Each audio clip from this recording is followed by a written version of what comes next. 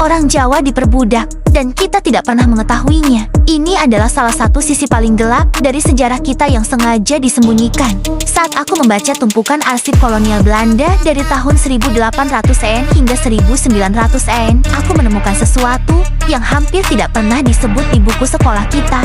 Ribuan orang Jawa, Bali, Madura, dan bahkan Tionghoa dikirim paksa sebagai kuli kontrak ke Suriname, sebuah negara kecil di Amerika Selatan.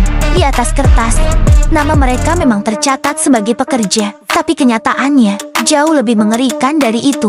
Mereka dijual melalui kontrak kerja yang menjebak, diborgol oleh hutang yang tidak pernah bisa mereka lunasi. Bayangkan, mereka diangkut di kapal petak yang gelap dan sesak, terombang-ambing di lautan selama berbulan-bulan, hanya untuk kemudian dipaksa bekerja di perkebunan tebu dan kopi dengan jam kerja yang brutal dan tidak manusiawi. Bagaimana dengan upah mereka? Seringkali dipotong dengan alasan-alasan yang dibuat-buat, dimanipulasi, dan bahkan tidak dibayarkan sama sekali. Kondisi hidup mereka sangat memprihatinkan.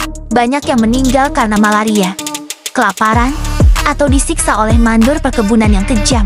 Yang membuatku benar-benar terdiam adalah saat menemukan satu catatan medis singkat dari seorang dokter Belanda. Catatan itu berbunyi, mayat nomor 324 dikubur tanpa nama, identitas tidak dicatat. Ratusan, bahkan ribuan yang lain mengalami nasib yang sama. Mereka meninggal dan dikubur begitu saja, tanpa identitas, seolah-olah mereka tidak pernah ada di dunia ini. Kisah mereka hilang di telan zaman, dan yang lebih gelap lagi, sebagian besar dari mereka tidak pernah berhasil kembali ke tanah air. Mereka meninggal di negeri asing, jauh dari keluarga dan kampung halaman yang mereka rindukan. Nah, ini ironi terbesarnya.